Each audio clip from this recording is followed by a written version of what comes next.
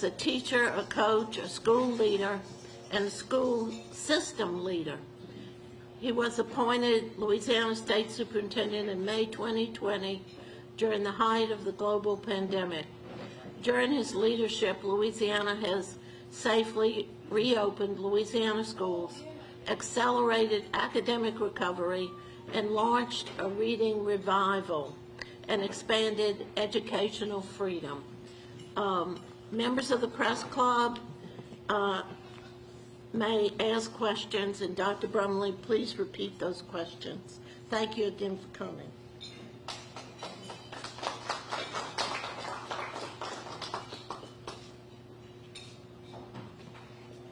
Hey, good day, everyone. Thank you all for having me here. It is once again an honor to be with everyone in the room and share some information around the state of education in Louisiana in the year 2023. Look, whenever I was walking up, I noticed out in the road a gentleman had dropped a number of board games on the road, and one of those included Scrabble. So I went up and I asked him, "Look, what's the word on the street?" So that's the best I've got. So look, I'm really excited today because we're coming off last week where we held our annual Teacher Leader Summit down in New Orleans. We hosted 6,000 teachers and other educators that serve students in grades K through 12. And the next 2 days, we hosted about 2,000 individuals who work in our early care and education sector. And so over the course of about 5 or 6 days, we hosted about, we'll say 8,000 educators from across the state of Louisiana. Was really excited about that because for the first time, because of the events of the last few years, we were able to really hone in and zero in on key priorities and keep that conference for those 8,000 educators really, really tight around key priorities for the department. I will tell you also that last year we hosted our first ever statewide safety summit right here in Baton Rouge at the River Center.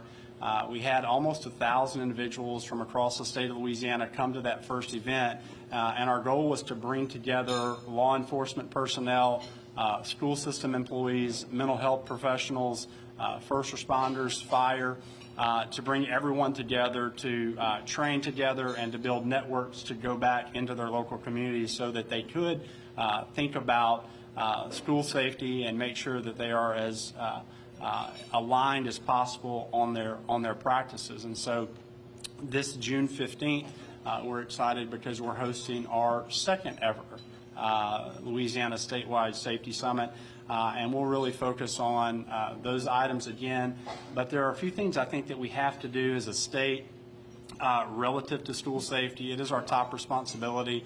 One of the first things that we have to do is we have to make sure that we create a culture where if students see something or hear something that doesn't seem right, that they're willing to speak up about that and let an adult in the building know that something is not right or something doesn't seem right. And so we have to create that culture of see something, say something.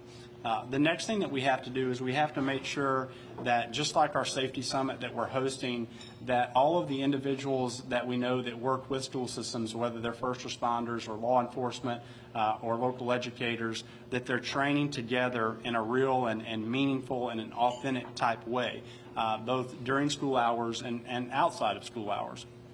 The next thing we have to do is make sure that our students have access to mental health and well-being supports, such as school counselors, such as social workers. So if our students have a particular need that isn't being met, that they have someone that they can go to and talk through those issues. And the fourth thing that I really think that we have to focus on as a state is hardening our school perimeters. So schools cannot be soft targets. We need to make sure that we are creating single points of entry into our school buildings. As much as possible, we need to create a double set of doors that creates a vestibule type setting that controls access to the wings of the school building. We need to make sure that we have functioning locks around the perimeter, and if fencing is necessary, so be it. I also believe that school resource officers have a place in our schools in the year 2023. And so we announced several months ago, as a result of the bipartisan Safer Communities Act, that we would be using over $20 million of Louisiana's allocation for access control.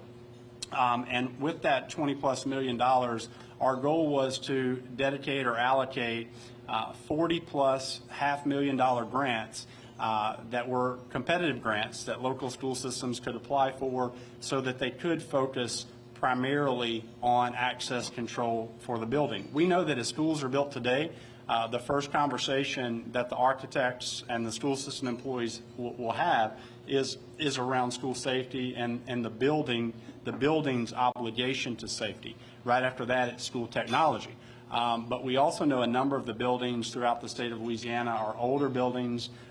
They were not built with that in mind, and so these $500,000 grants, which are substantial, will be utilized to create that access control in those buildings that need that. So we will be asking our state board at our June meeting to allocate these $20+ million worth of funding completely geared towards access control for our buildings. Look, over the last few years, we certainly have faced challenges. Our state, like every other state, has faced the global pandemic. We have also faced a number of named hurricanes in our state that other places haven't faced. We've faced ice storms. We have faced social and civic issues, but I think we have done that work well, particularly relative to other places around the country. Last year, when we announced our LEAP results in grades 3 through 8, we saw a 3% year-over-year increase in our mastery rates for English. We saw a 3% year-over-year increase in our mastery rates for math, 2% in science. And for grades 3 through 8, that was the most significant year-over-year increase since 2016. So we were thankful to see that, but certainly know that we have a tremendous amount of progress that we still have to make. When we're talking about national rankings, oftentimes people will say Louisiana's ranked 49th, Louisiana's ranked 50th. And so when you ask where does that ranking come from, most typically in the educational space, it comes from either the nation's report card or it comes from the ranking from U.S. News and World Report. So I would like to share some promising news relative to the nation's report card. If you compare all the states in the country, in 2019, Louisiana's K-12 education was ranked 46th. In 2022, when results were released, we have moved down to 42nd. So I'm not necessarily here to brag about being 42nd in the country in education, but I'm saying that that is going in the right direction, and we need to keep that progress, and we need to continue to accelerate.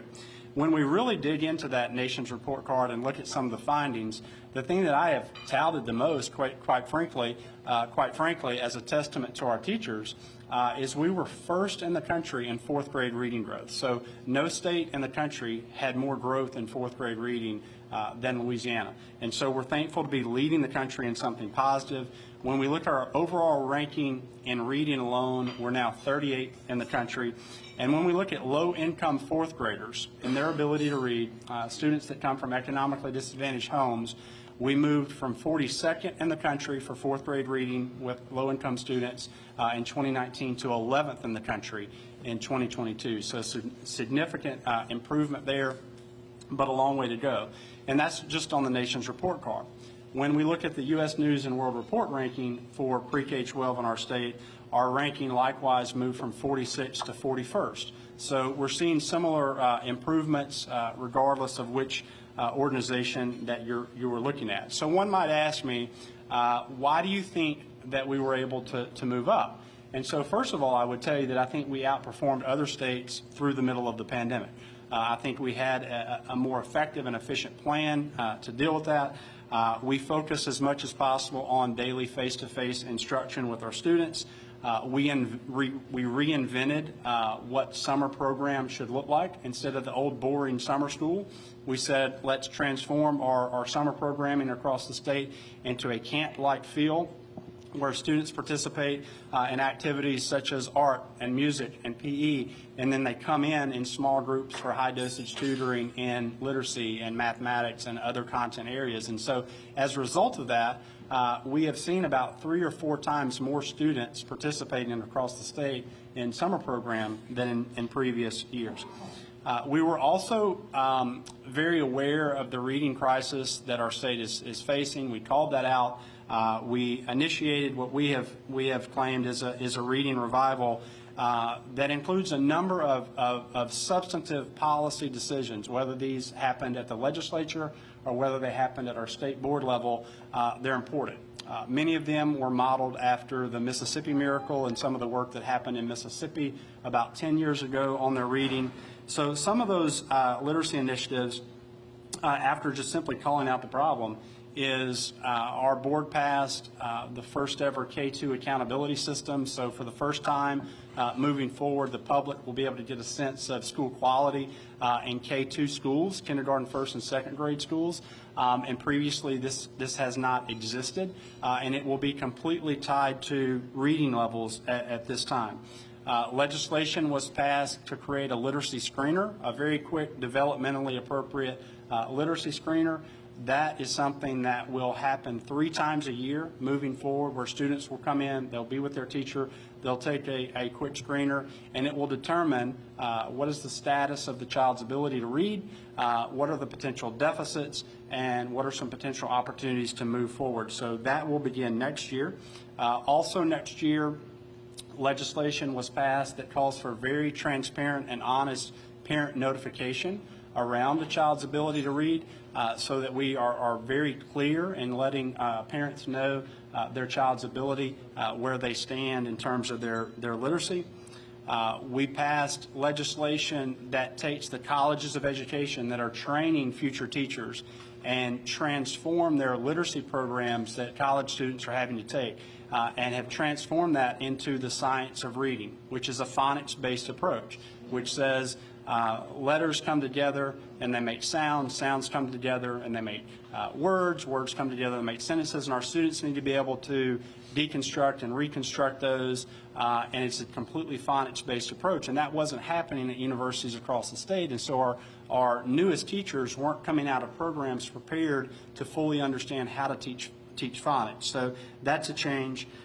We also passed legislation that calls for the training of every kindergarten through 3rd grade teacher across the state of Louisiana and administrator in this phonics-based science of reading. And this is not like a 1-hour workshop. This is 50 or so hours of intense training in the science of reading with a competency test to follow. Most of our systems are well underway in completing this process.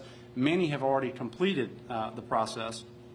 We built tutoring modules that are ready and easy to use for teachers across the state. They can go in, grab modules, have them readily available for their students. We built classroom resources.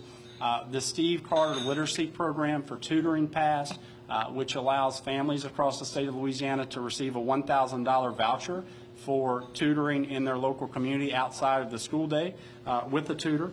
And then we formed key partnerships with agencies and organizations. And so really a host of legislation and board policy to really focus on the literacy crisis that we're facing. And I believe our literacy strategy is the right one. We have to stay true to this strategy that's phonics-based, and I think we'll continue to see good results. And I'll tell you all today, we have not mentioned this before, so this is brand new information from members of the working media in the audience today. So our spring reading report is out. We do an assessment on our K-3 readers. We try to start the process because we know this is going to kick into place for real this next upcoming year. And so when we compare our fall reading results for kids in K-3 and our spring reading results for K-3, we are seeing an 8% increase in proficiency rates for students from the fall to the spring in grades K through 3, and we just learned that information last week, so we're excited about that. So when we think about the upcoming school year, there are several things that are really important for us where we'll be giving our attention and our time. I've already talked about one of those, and that is school safety. We'll continue to work on that. We will continue to hold the line on what we believe to be the right work for literacy, which is completely phonics-based, and transforming the entire educational system in Louisiana around that phonics-based approach that is the science of reading. But we can't just leave math alone. We know that our students struggle in math. We know that between 4th and 8th grade, we see our students go in the wrong direction. So our proficiency is one level in 4th grade. By the time they get to the 8th level across the state, it's lower. And so systemically, we have issues with mathematics that we have to work through. We are going to be introducing what we're calling our math refresh, which will be modeled after the literacy work that we've worked through over the last 3 years. And it will be focusing on making sure that we are ensuring that our kids, when they're in the lower grade levels, are really getting those foundational math skills. Because what we know about math is stackable. So you need to know what math looks like in 2nd grade to understand 3rd grade, to understand 4th grade. Math does not operate in isolation, and so we're really going to focus on making sure our teachers are prepared and have the resources and support to help our youngest learners in math around those foundational skills that maybe we haven't given our teachers enough permission to say, spend some time here. It's okay. Spend some time on math fluency and number sense in these early grade levels so that they'll be prepared with those foundational skills to move forward.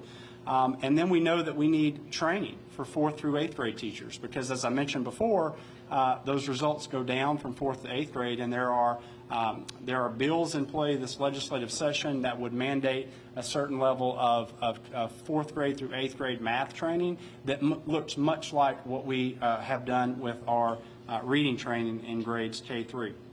We'll continue to work on the high school transformation. I think we have a clear and present opportunity and obligation to reinvent our high schools.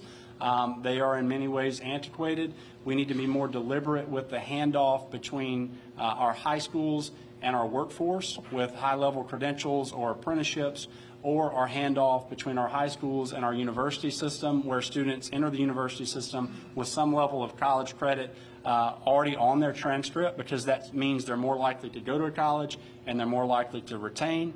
And then the third place is deliberate handoff between our high schools and service. Many of our students graduate from our high schools wanting to do various types of religious or community or military service. And so we're really thinking around the high school experience in those 3 areas and how we can be more deliberate and thoughtful with that handoff to recreate the high school experience across the state of Louisiana, because I think that there is a calling for us to do that, but we have to be bold with action, and we cannot accept the status quo of the way in which our high schools have operated for way too long. This upcoming year is the first year that our Freedom Framework for Social Studies will be in play.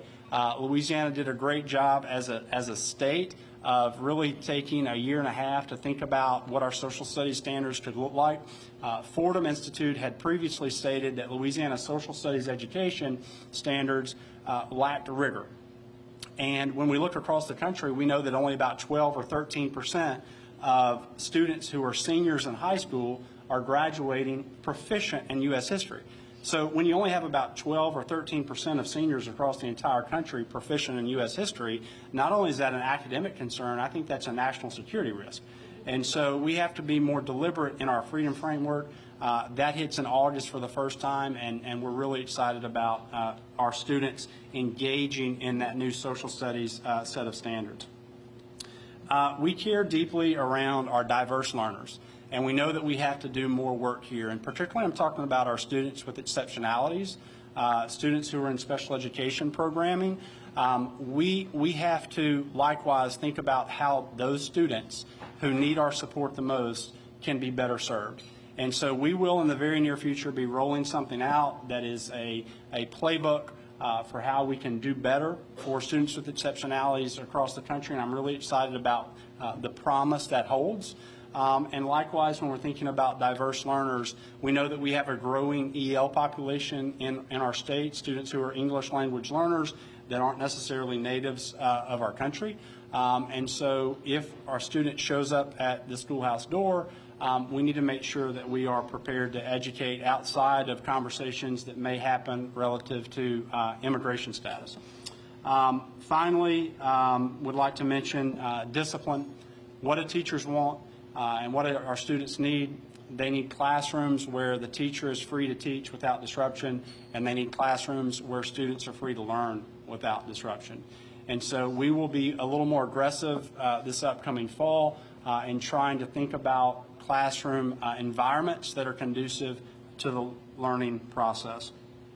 And then I'll mention educational freedom, just a continued push from our agency around school choice initiatives, whether that's expanding high-quality charters, whether that's trying to maintain independence for homeschool families, or whether that in the future looks like educational savings accounts for families which have not made it through the legislative process this particular year. Looking at this legislative session, I know that there are various points of interest in education. Of course, we are tracking the Minimum Foundation Program, the MFP, that funds our schools over the course of the year. We're also tracking early care and education funding. As I mentioned, we regret to see that the educational savings accounts seem to be sidelined at this particular moment. A few bills that are really exciting for us. The first is financial literacy. One of the things that I hear as I talk to community groups and parents across the state, and really hear this across every demographic and every political party, is we need to do a better job of educating students to be prepared once they enter high school to be financially responsible. Students need base level understanding of what is savings, what is checking, what is credit, what is debit, what is insurance, what's a contract. And so we have a bill that has recently passed both the House and the Senate that will require our students to take a full year of financial literacy prior to graduating high school. And we were able to do that without having to add additional quantity units to the school day through some replacements. And so we think that this is a really good bill that will hopefully allow our students to graduate high school and not fall prey to some of the predatory practices that await them if they're not prepared and if they're not financially literate. Another bill that we have that we're excited about is the associate teacher bill. This is not something that's happening anywhere else in the country as far as I know. We cut over the last 2 years our teaching vacancies from 2,520 to 1,203 this last year, but we know that we have more work to do to make sure that every child in the state of Louisiana has access to a high-quality teacher.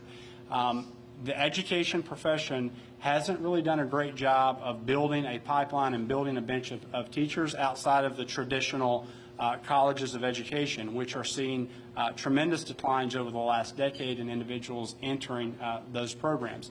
So our associate teacher bill, we worked with our community college system here in Louisiana, and we built this opportunity, and it will allow individuals who have an associate's degree from Louisiana colleges to be the teacher of record for students. Now, there are certain guide rails that are in place.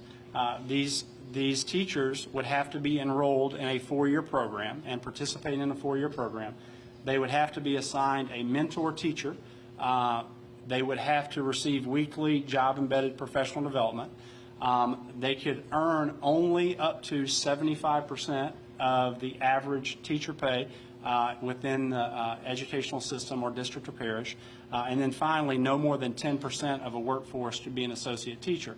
So what is happening now when we have vacancies are we're asking other teachers during their conference times, during their planning times, to go and cover classes. Or we're telling teachers in systems, hey, we're going to drop Ms. Johnson's class off with you for the hour. Will you two watch them? Or we are having day-to-day subs or long-term substitutes in our classrooms. And so we feel like it's a much better pathway to the profession for us to take people who have completed an accredited associate's degree who are enrolled in a program that will be able to staff those classrooms while also getting clinical experience while completing a degree. That so far has passed both the House and the Senate as well. We passed a number of numeracy bills, or they are in the process of passing as a state. And then finally, as of yesterday, recess bill passed for which will make in K through 3 a minimum of 15 minutes of required recess for every child in the state of Louisiana. You may have thought that that was already a requirement. It was not. But I think knowing much of the trauma that our students have faced over the last few years, knowing that well-being is really important, one of the things that I think we can do is give our kids recess. Let them participate in supervised but not organized play with their friends where they can build a number of skills through that. And so that has passed both the House and the Senate. It would mandate 15 minutes of recess for all of our K-3 students. Teacher pay, I know is really important, and whether this is solved at the local level or whether it's solved at the state level, make no mistake, I would like to see our teachers receive a pay raise. Right now, the proposal that is included in the MFP that we presented to our state board, they unanimously approved and sent to the legislature, calls for a $2,000 across-the-board pay raise for teachers, a $1,000 across-the-board pay raise for support staff. But for the first time in our state's history, it creates a $60 million pool, and that pool can be used at the local level in a targeted way. And so we said that this particular funding mechanism would allow local school systems to say, we know what our need is, and we want to try and solve it. So it can only be used for critical shortage areas, and we know those to be special education, high school math, high school science, where we struggle to have enough staff members, or it could be high-need schools, schools that we have identified that are much more difficult to staff. It could be utilized for performance, so teachers who have highly effective ratings could earn additional salary. And the fourth area is teacher leadership, so teachers who are willing to mentor new teachers and colleagues. So we believe that in addition to an across-the-board equal raise, that if we really want to craft solutions that will drive down those vacancies, we need to be market responsive. And so what this differentiated formula will do is it will empower local communities within these 4 parameters to make decisions in the best needs of their system to drive down those vacancies and also retain some of their best staff. So at that point, as you can see, I'm really excited about our progress that we've made educationally. I am the first to admit we have a long way to go, but I also am committed to important policy decisions that can be implemented that can really make a difference in terms of ensuring that our kids get the quality of education that they need and deserve, but also the education that our families need and deserve and that our local economy and state economy depends on. So I'll pause there and see if there are any questions. Yes, sir. Well, I think I'm taking questions from the media. Yes, sir. Talking about teacher pay, there's also, well, there's a teacher shortage around the state. It seems to be more exacerbated in inner cities and rural areas. What could be done, if anything, to kind of curb that, to attract more teachers to those areas, particularly the inner cities and the rural areas where they have a much tougher time placing teachers? So the question really, it centers around teacher recruitment and retention and teacher pay. We believe certainly that our teachers deserve a pay raise. It was included in the MFP that does provide for the across-the-board pay raise. But I have been talking about for a number of years the need for a market-responsive approach. All of the vacancies aren't the same. When I look at the vacancies across the state, I can tell you where they are. They are in schools that are harder to staff. Oftentimes, those are schools that are 85% or greater students of poverty, or they are in areas that are harder to staff, like special education, high school math, high school science, chemistry, physics, those types of programs. And so we think the proposal that we put forth provides the across-the-board pay raise, but it also, for the first time, it will allow systems within these parameters to target pay on where they need it the most. But let's also be clear, pay is not everything. teachers oftentimes leave a principal because they don't feel supported, or they don't feel like they have an environment where they can teach. And so we have to continue to work on improvement in school leadership, and also training up a new set of aspiring principals that's coming to schools. I think it's also really important, and we talked about this discipline issue, that we put a stake in the ground and say our classrooms are going to be spaces that are free from disruption, and we really need to do that moving forward. But some of our work is starting to pay off. When we look at retention numbers for teachers from last year to this year, we saw a 2% increase in retention rates. So we went from 84% of our teachers retained to 86%. I don't know what that looks like in other professions, but 86% is moving in the right direction. And when we look at new teachers, we saw a 5% increase in our new teachers, our rookie teachers being retained. I think that is a credit to the mentoring programs that we have put in place across the state. So there's not one single answer to retention or recruitment. There needs to be a number of policies at play to make sure that we're providing every child the teacher that they need. Yes, ma'am. Earlier you spoke about when a child sees something, you need to train children. When they see something, say something. What exactly were you referencing, and were you referencing how, let me rephrase, I'm sorry. Okay, so the state of Louisiana has been blessed, I would say, to not have had any mass shootings in school systems, correct? How is the school system addressing that? And when you said see something, say something, were you referring to students seeing something weird such as that and saying something? Absolutely. Yeah, so our question is around a see something, say something culture. And by that, what I mean is when we look at the FBI, I believe, actually conducted a study, and you're talking about domestic terrorism, you're talking about school shootings. What it found is that in the majority of instances where that happened across America, there was a student who knew something about that did not speak up. And so what we have to make sure that we create is an expectation for students in the schools when they see something that seems out of place, or they hear something that seems odd, or they see a social media post that looks strange, that they have a relationship in the building with an adult that they can trust, where they're comfortable going to that adult and saying, hey, this is what I've heard, this is what I saw, you may want to respond to that. This year, we actually developed a partnership with Crime Stoppers, and there's a Crime Stopper app that local systems can download, and it allows for anonymous reporting. And so we know already that has been successful in helping out a number of students. But it's just more globally around making students comfortable and knowing that they should, and they almost have an obligation to let an adult know if something seems out of order. Yes, sir. There's been much discussion nationally about the role of counselors, that there are fewer of them as budgets have been cut, and there's tendency, anecdotally, I hear in many schools that they're more test administrators than they are counseling with students. How do you aim to deal with that kind of issue?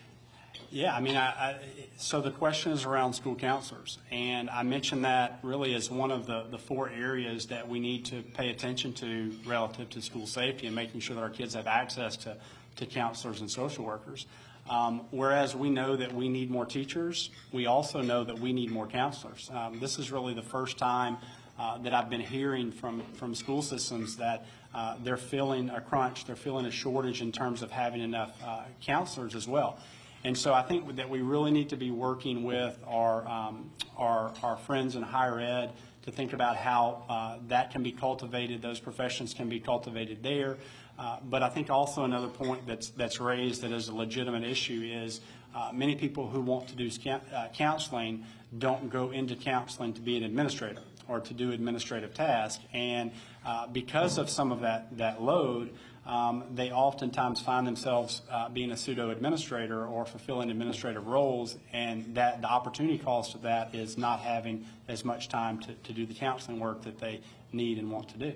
And when we're talking about testing, I'll just share with you that, I think that moving forward, we need to think about really having tests that are more responsive and less time consuming for our kids.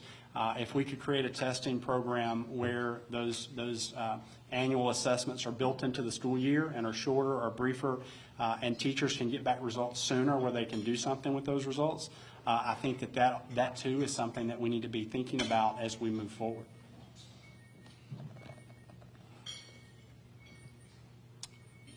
Yes, sir. Yes, sir. Yes, sir. I'm Remy Deluge, general member.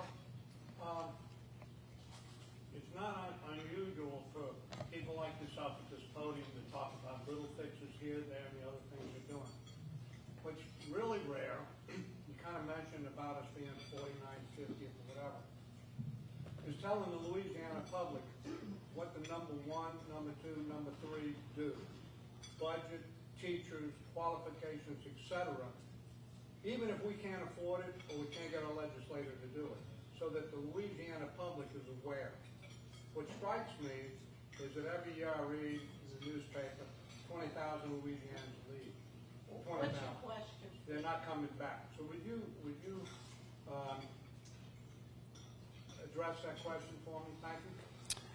Yes, so over the last 10 years, our public schools in Louisiana have seen a 4% decline in enrollment. One might think that these students are going to private schools, but when we look at enrollment over the last 10 years of non-public or private schools, there's an 11% decrease in those schools as well.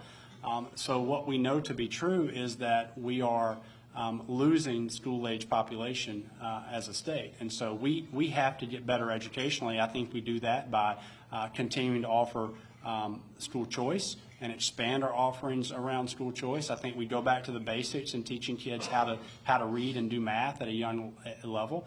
We reframe the high school experience. We elevate our educators. I mean, these are the major things that we have to do. But I think it's beyond just education. We have to address crime in the state. We have to address economic conditions and economic policy that cause people to relocate or go to other places.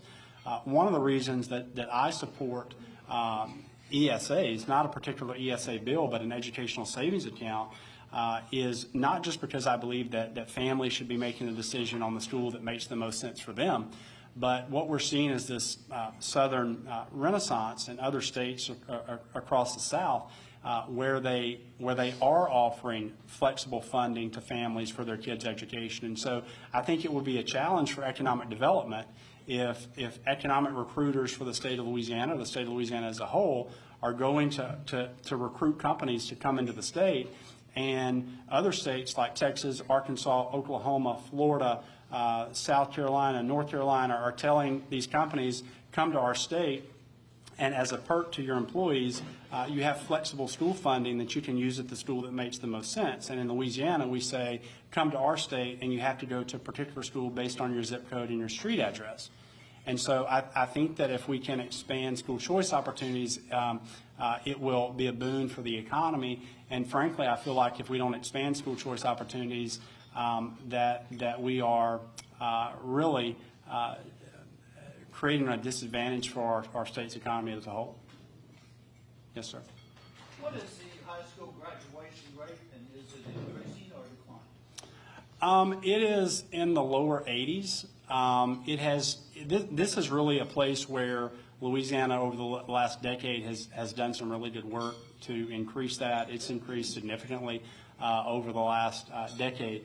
Quite frankly, one of the challenges around graduation rate over the last couple of years is that because of the pandemic, because of the storms, so many waivers have been extended just because of good grace and conditions. And so we're now starting to get back onto the pathway of here are the exact requirements that are necessary to graduate, and you must meet these requirements in order to be a Louisiana high school graduate. And I think that's important that as soon as possible that we move back to that, because if someone graduates with a diploma, we are signaling to the state, to the community, to business owners, to universities, what that diploma means. And so I think that we have to focus on that. But at the same time, there's tremendous opportunity to reframe what a high school experience can look like. And that's really important work. And I think that whole conversation will prompt a shift in operations of high schools over the next 5 years. Sir. This is a little premature, and I'm going to turn it into a question. Of all the candidates that you see right now qualifying for government, are you encouraged by their leanings toward education and being in government? Are you encouraged? Yes or no? Yes, I am. So the question is, of gubernatorial candidates, am I encouraged by some of the things I'm seeing? I would say absolutely yes. You know, I have a relationship with all the candidates due to our prior work experiences and their jobs, et cetera. And what's important to me is really gubernatorial candidates that are going to push on the safety issue, school choice, you know, going back to the basics, reading, math, thinking about these high schools, having transparent accountability systems for schools in our communities. And so those are some of the things I'm hearing the candidates talk about, and those are the things that I think we need to be doing as a state. Need to keep them talking about it, too. Yes, sir. No, it's very important. I mean, there's certainly conversation around some of the most important issues of this election, whether it's crime or whether it's the economy or jobs, but education has to be in that top list. And I think that we have to look over the last 3 years because of conditions. You know, we've been flying through the storm, and I look forward to the clear sky where we can really accelerate this thing forward. Okay. Oh, one more. Do you think that there should be more legislative control over school libraries, taking control away from school librarians? So the question is around librarians and content in libraries. What I would say is that we have to make sure that the content in our libraries is developmentally appropriate for the child. And I think the best place to do that is within our local communities. And if you're talking about schools, that's parents engaging with their local teachers, librarians, and principals and school boards to make sure that the content in those libraries is appropriate for children. And certainly some content that you might see is not appropriate for children. What would you say to the high school community or even those in working on associate degrees to convince them to become a teacher? Why should they do that? So we're conducting a search. So what would I tell people to convince them to become a teacher? We are conducting a survey right now, and we are asking teachers in the state, do you believe that teaching is a noble profession? Seems like a pretty easy question. I do not have the results of that yet, but I have seen some of the early findings, and overwhelmingly, the teachers in Louisiana are saying, yes, teaching is a noble profession. What we have to do is look at what bureaucracy can be eliminated from their work.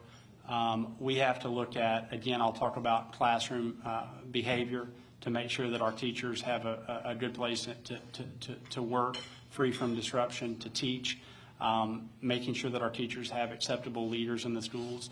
It was mentioned earlier, you know, you can combine bits and pieces of this and that to try to get somewhere. But when we're thinking about recruiting teachers, all of these policy decisions and practice decisions matter. It's not just one thing, and so we have to continue to get better in all of those areas. But for me, and to close, for me, this has been a tremendous honor to serve, particularly over these last few years, because this period of time in education will go down in history as one of the most critical pieces of time in education that we have worked through. But I'll say, you know, I haven't done it alone, and really the state of Louisiana as a whole, whether we're talking about our communities or our schools, or our families, or our kids. I think that we have, despite differences, really done a pretty admirable job of working together to not be one of these states where you saw a year and a half where kids weren't in school. We said having kids in school matters to us, and we're going to make sure that. And not only are we going to try to survive this period of time, we're going to find ways to thrive. And those are things that we've done, and I look forward to continuing to do. So thank you all for having me. Thank you.